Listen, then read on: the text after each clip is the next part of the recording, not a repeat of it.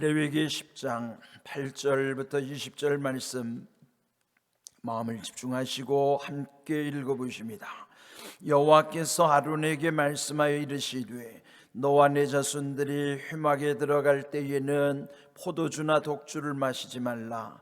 그리하여 너희 죽음을 면하라. 이는 너희 대대로 지킬 영영한 규례라. 그리하여야 너희가 거룩하고 속된 것을 분별하며 부정하고 정한 것을 분별하고 또 나 여호와가 모세를 통하여 모든 규례를 이스라엘 자손에게 가르치리라. 모세가 아론과 그 남은 아들 엘르아살에게와 이다말에게 이르되 여호와께서 드린 화제물 중 소재에 남은 것은 지극히 거룩하니 너희는 그것을 취하여 누룩을 넣지 말고 제단 곁에서 먹되 이는 여호와의 화제물 중 내 소득과 내 아들들의 소득인즉 너희는 그것을 거룩한 곳에서 먹으라. 내가 명령을 받았느니라.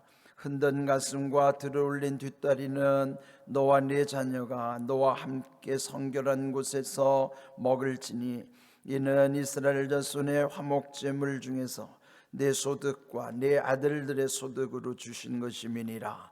그 들어올린 뒷다리와 흔든 가슴을 화제물의 기름과 함께 가져다가 여호와의 앞에 흔들어 요제로 삼을지니 이는 여호와의 명령대로 너와 네 자손의 영원한 소득이니라.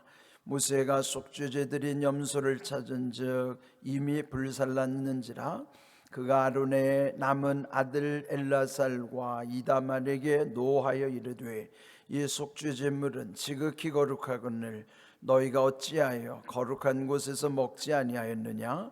이는 너희로 회중의 죄를 담당하여 그들을 위하여 여호와 앞에 속죄하게 하려고 너희에게 주신 것이니라. 그 피는 성소에 들여오지 아니하는 것이었으니 그 제물은 너희가 내가 명령한 대로 거룩한 곳에서 먹었어야 했을 것이니라. 아론이 모세에게 이르되 오늘 그들이 그 속죄제 번제를 여호와께 드렸어도 이런 일이 내게 임하였거늘 오늘 내가 속죄 제물을 먹었더라면 여호와께서 어찌 좋게 여기셨으리요. 모세가 그 말을 듣고 좋게 여겼더라. 아멘.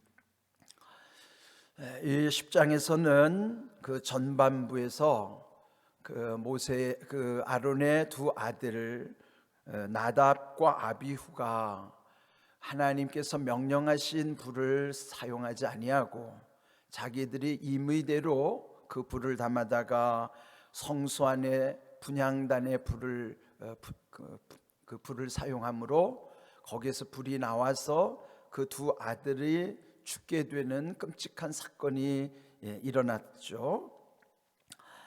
그 과정을 여기 이제 8절 11절에서 보면은 특별히 아론에게 하나님 말씀하시는 내용이 나옵니다. 너와 내 자손들이 회막에 들어갈 때에 포도주나 독주를 마시지 말라. 그리하여 너희 죽음을 면하라. 직전에 일어났던 사건과 연관을 시켜보면 혹시 그들이 이 포도주나 독주에 취하여 분별을 잃어서 하나님의 명령을 지키지 않고 자기들 임의대로 불을 사용하다가 죽게 되는 이런 끔찍한 일이 벌어지지 않았을까, 그렇게 이제 추측을 해볼 수 있겠죠. 그래서 여러분이 술이라고 하는 것이 이 사람의 이성을 마비시키는, 참 그래서 조심해야 될 일이라 하는 것입니다.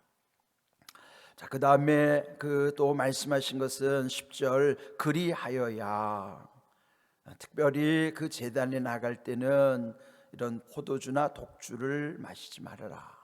그는 뭐예요? 제정신을 가지고 또렷하게 맑은 영으로 그 하나님의 일을 감당케 하시는 것이죠.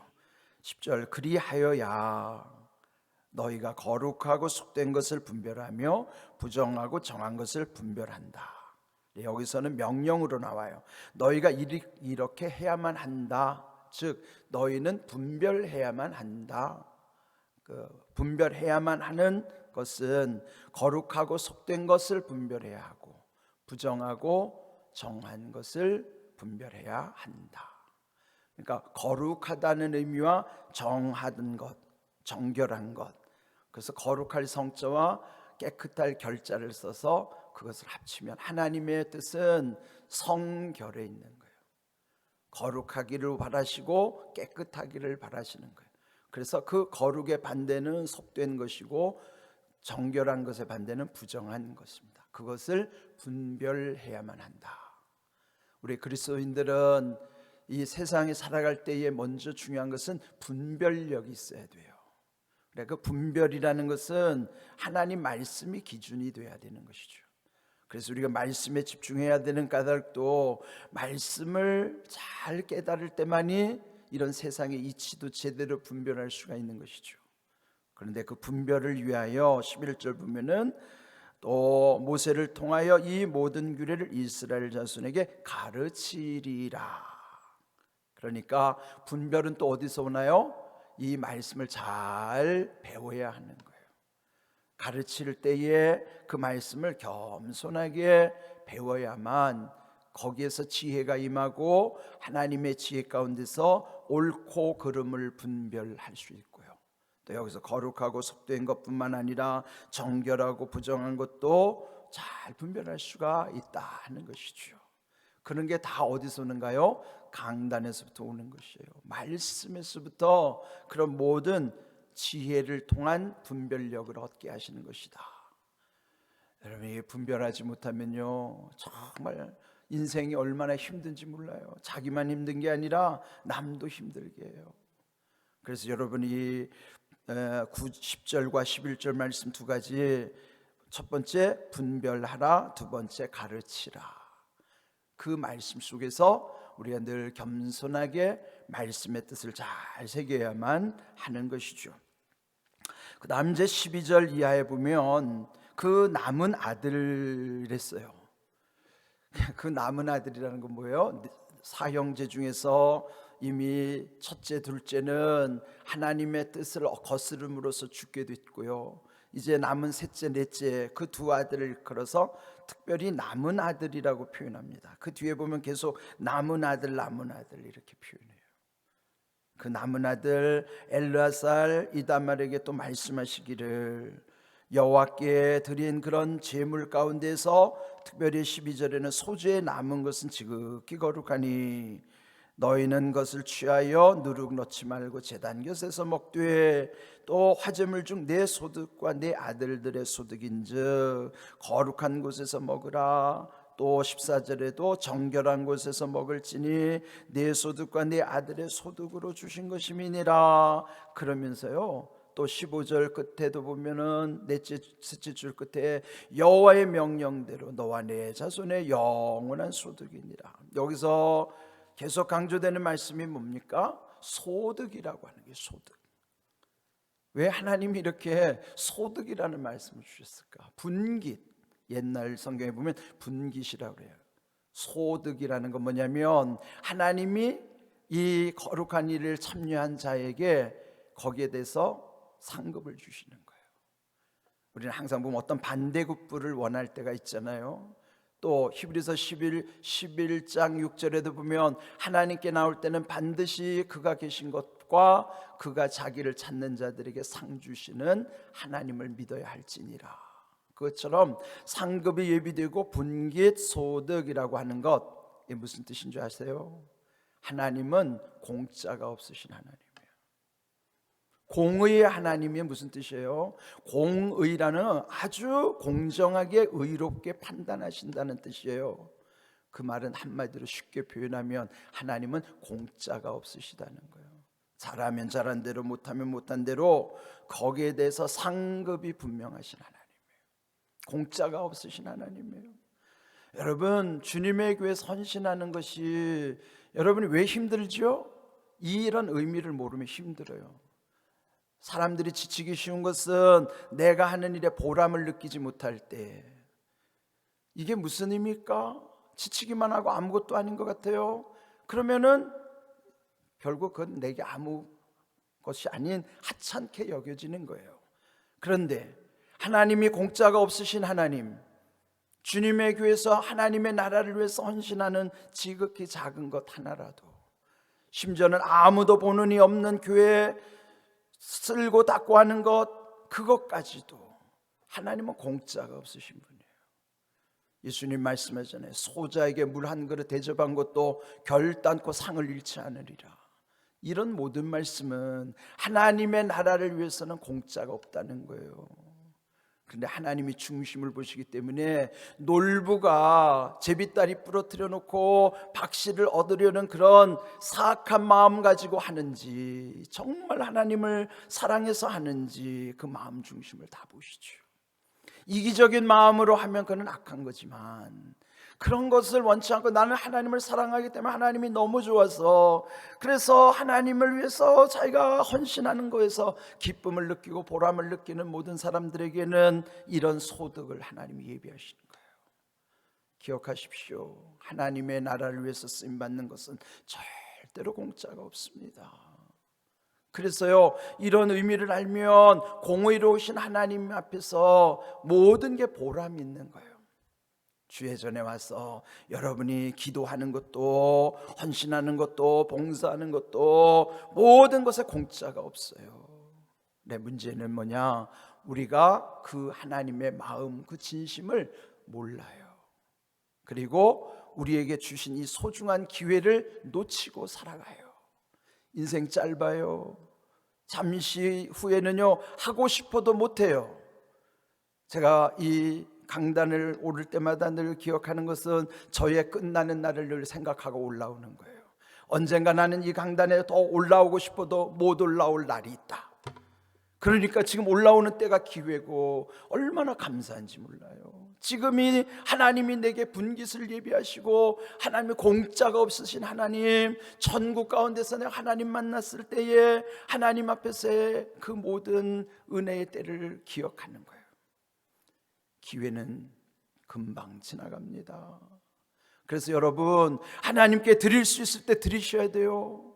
여러분의 주신 모든 시간과 정성과 물질과 생명까지도 하나님께 드릴 수 있는 기회의 때에 여러분이 드리셔야 돼요. 드리지 못하면요, 후회로 남습니다. 그래서 저는요, 하나님께서 주신 이 소중한 기회, 이 기회가 얼마나 중요한지 몰라요. 그래서 연말에 신천 임원을 세울 때든지 또 어떤 일을 제가 여러분에게 부탁할 때 그냥 부탁드리는 거 아니에요. 제 개인을 위해서 해달라는 거 아니에요. 하나님이 기뻐하시는 일인가, 주님의 교회에 유익한 것인가만 딱 맞으면요, 그거는 해야 되는 거예요. 기회를 놓치면 안 됩니다. 나중에는 하고 싶어도 못할 때가 와요. 여러분, 세월에 장사 없어요. 세월에 장사 없어요. 이따금 공원에서 이렇게 운동하다 보면요, 멋쟁이 할아버지가 아주 잘 꾸미고 앞에서 가는 모습을 보는데 왠지 걸음이 너무나 띄우뚱띄우뚱해요. 당신은 온갖 멋을 다 내고 멋쟁이로 걸어가시는데 그 뒷모습은 너무도 힘이 없이 그냥 휘청휘청 걸어가는 모습이, 세월을 이길 장사가 없구나. 저 어르신도 한때 젊을 때는 폼생 폼사로 살으셨을 텐데 세월을 이길 장사가 없구나. 여러분, 잠시 지나가는 인생이에요. 기회를 놓치지 마십시오. 여러분이 하나님을 위해서 드릴 수 있으면 이 기회를 여러분 놓치면 안 돼요. 저는 그래서 이 지금 쓰임 받는다는 시간이 얼마나 소중하고 감사한지 몰라요. 그래서 감사해요. 여러분, 그렇게 살아야 돼요. 잠시 후면요, 여러분 하고 싶어도 못합니다. 지금이 기회예요. 고린도서 6장에 바울이 강조한 것, 지금이 은혜의 때고 구원의 날인 것을 기억해야만 하는 것이에요. 여기 오늘 상급을 주신다는 말을 잘 기억하십시오. 소득을 계속 강조하는 말씀, 너와 내 자손이라고 하는 것은 하나님은 그거 이어가게 하시는 거예요. 여러분이 하나님께 드린 것은 여러분뿐만 아니라 여러분 후대에도 그렇게 아름다운 상급으로 이어진다는 사실을 기억하십시오. 계속 말씀하다가 15절 끝에 영원한 소득이니라. 영원한 소득이, 영원이 어디예요? 천국까지 가는 게 영원이에요. 영혼은 천국에 있지 여기 있는 게 아니에요. 우리가 여기서 드리는 모든 것은, 여기서의 모든 소유는 가져갈 수 없어도 여기서 하나님께 드린 것은 다 영원한 소득 하늘에 가 남는 거예요. 그것도 기회를 놓치면 할 수 없는 거예요. 그러면 여러분, 이 기회, 소중한 기회, 여러분이 하나님께 헌신할 수 있는 소중한 때를 놓치지 마십시오. 그 말씀이에요. 그 다음에 16절에 이하에 보면요, 모세가 분노했던 광경이 나오죠. 이 모세가 16절 셋째 줄 보면은 그 남은 아들들 엘르아살과 이다말에게 노하여 이르되, 그 노한 까닭은 그 귀한 속죄 제물을, 사실은 거기에서 지극히 거룩하고 남은 것 속죄 제물을 그들이 거룩한 곳에서 먹어야 하는데 그리하지 아니하고 전부 번제로 불살라 드렸어요. 그러니까 그 또한 하나님의 뜻을 어겼으니 모세 입장에서도 확 진노한 거예요. 화가 난 거예요. 또 이게 잘못하면은 이미 앞에서 두 아들이 하나님의 뜻을 어겨서 죽었는데 이들도 얼마나 두렵겠어요.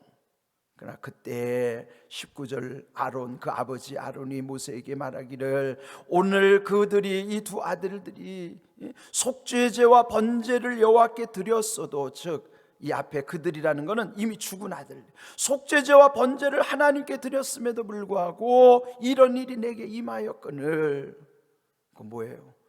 하나님께 이런 제사를 드렸어요. 우리로 말하면 예배를 잘 드렸음에도 불구하고 하나님의 말씀을 제대로 지키지 못한 게 있어요.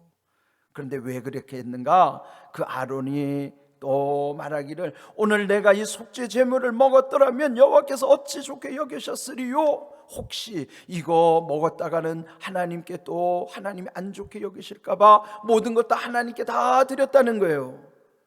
원래 하나님의 뜻은 하나님께 드리고 남은 것은 너희들이 거룩한 곳에서 먹어야 하는 것인데, 아론의 변명은 이렇게 드렸는데도 이런 끔찍한 일을 당했는데 만약에 우리가 이것까지 먹는다면 하나님이 우리를 어떻게 좋게 여기셨겠습니까? 그건 뭐예요? 아론의 입장엔 선한 의도를 가지고 그리했다는 거예요. 그런 결과로 20절, 모세가 그 말을 듣고 좋게 여겼더라 그러는 거예요.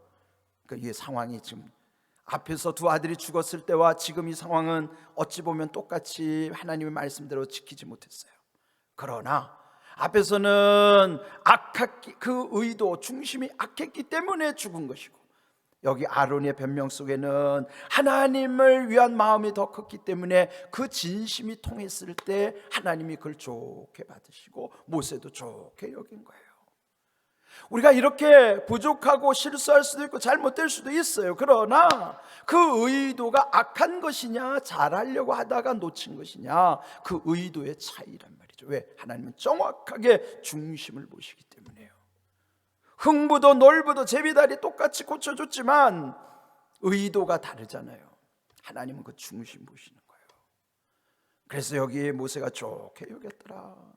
우리의 결론도 하나님이 좋게 여기실 뿐만 아니라 우리가 서로 좋게 여기는 마음으로 살아가는 거예요. 진심이 통할 때 선의를 이해해주고, 아, 저분이 저런 좋은 생각으로 이렇게 했구나.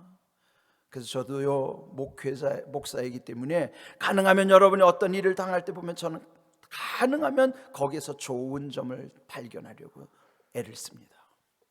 하나님이 우리에게 주시는 마음은 이렇게 서로 진심이 통하게 하시고 거기에 모든 걸 좋게 여기도록 하는 것이 하나님이 기뻐하시는 마음이에요.